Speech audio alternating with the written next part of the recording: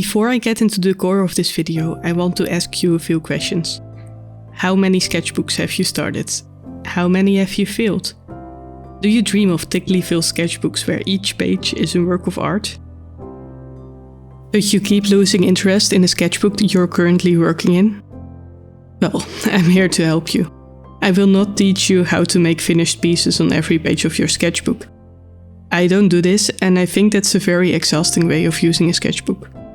What I will teach you is how to have fun and how to live with your mistakes, how to keep going when you dislike the size or paper of your sketchbook, and how to make your sketches look more interesting. And also what to do when you don't know what to draw. Your sketchbook should be a playground where you can do anything you want without limitations or fears.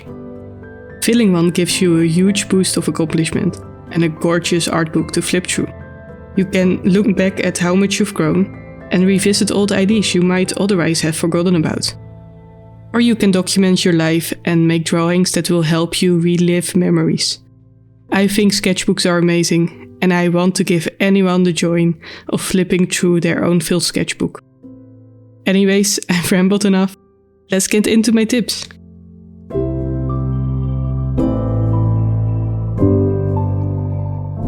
Tip number 1 is to have multiple sketchbooks going on at the same time. But wait, how will this help me filling a sketchbook? Well, one of those sketchbooks will be your main sketchbook. The other sketchbooks are your cutout sketchbooks. The whole idea is that everything you do will end up in your main sketchbook. But this sketchbook might be too big or too bulky to always take with you. So you carry a thin or small sketchbook with you, which you'll later cut up and glue the sketches of in your main sketchbook. And I mean all the sketches, not only the pretty ones. Your sketchbook doesn't need to only have amazing artworks to be amazing. Your ugly sketches are valuable too, and they are an important part of your growth. And I promise you that they will look so much better when you cut them out and rearrange them in a cool way in your main sketchbook. It is very important that your main sketchbook is cheap, so you don't feel precious about gluing over the paper. It is also important that you can make lots of sketches and experiment in it without fear. If you do want to make a finished piece in your sketchbook, you can glue in some fancy paper, or tape it like this if you also want to use the back of the paper. This way of using multiple sketchbooks will give you the ability to work on your main sketchbook even when you don't have it with you. If the thought of cutting up other sketchbook disturbs you, you can of course also use loose sheets of paper. I like to use other sketchbooks because that way I can use the paper of old abandoned ones that I really don't want to finish anymore.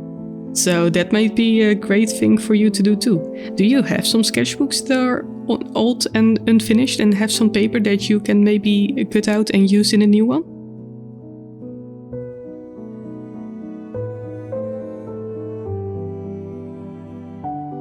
Tip number 2. This tip is for you guys that are scared of starting on a new page. I definitely am someone who has empty page fright. So something that helps for me is to add something to the page so it's no longer empty.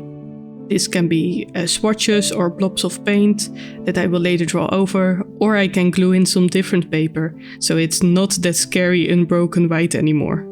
Of course, gluing in a sketch from your cutout sketchbooks would be perfect here too.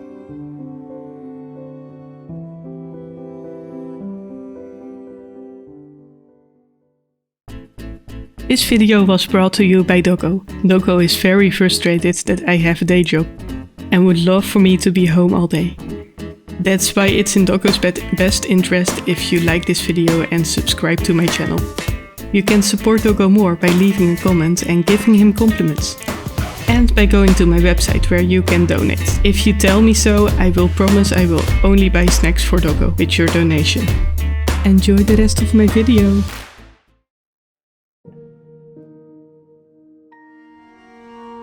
Tip number 3. Set out things that you want to draw before you start. Make lists so you don't forget it. Write it on the page you're gonna draw on. If you have a rough idea what you're gonna do, it will be so much easier to get started. It can be a good idea to make a mood board to help you get creative. or make a Pinterest board with references to study from. Do this before you start drawing, so you don't fall into the trap of endlessly scrolling in Pinterest to search pictures to draw. Instead, stick to the pictures you've already gathered and make yourself draw them even if you don't really feel like it. This will help you keep going and stop you from staring at the page without any ideas. Tip number 4. I know that many of us fear drawing sceneries. Our sketchbooks are filled with portraits and characters, with cute animals and loose interesting looking items, but barely any scenes. Maybe perspective scares us, or we think that drawing backgrounds is just not as much fun. Or we always dislike how the end result turns out and that's why we just don't do it. But I believe that urban sketching is a great addition to your sketchbook, drawing every life sceneries. Draw your city and draw your favorite coffee places. If you need help getting started, I suggest you check out Stephen B. Reddy's book, Everyday Sketching and Drawing. It helped me so much. You can also check out Sketchbook School here on YouTube. They have great videos which are about drawing confidence, drawing without perspective, and just getting started. Focus on having fun and being creative instead of getting it right. I used to hate drawing backgrounds, but I'm slowly starting to appreciate it a lot.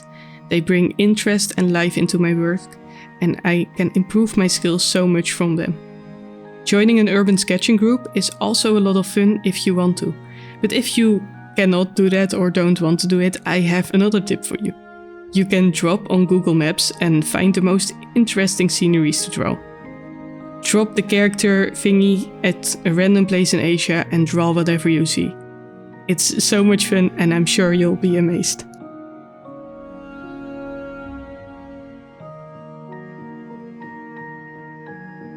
Tip number 5. Plan out a composition for your pages. Sometimes I just draw and all my pages kinda look the same. This bores me and it won't motivate me to draw another page. A great way to work around this is to think of interesting ways to fill your pages. What I like to do is make one page in your sketchbook and fill it up with composition ideas. You can also look at how other people put together sketchbook pages and take inspiration from that. Again, Pinterest is a great source for inspiration for this. You can also look at any of my sketchbook pages if you want to take the composition idea of mine. This way, even if you draw the same subject over and over again, every page in your sketchbook will look a lot different. And this will make it a lot more interesting.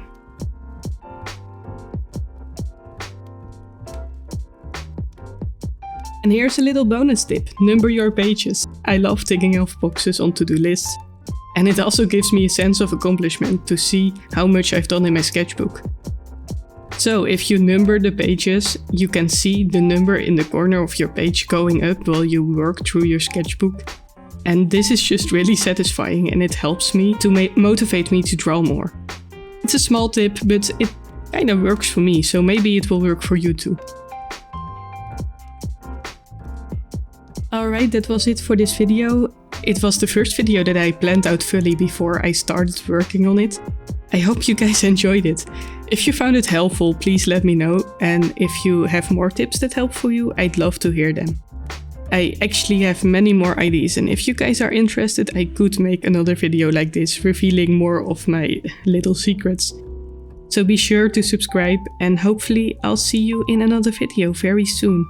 Bye!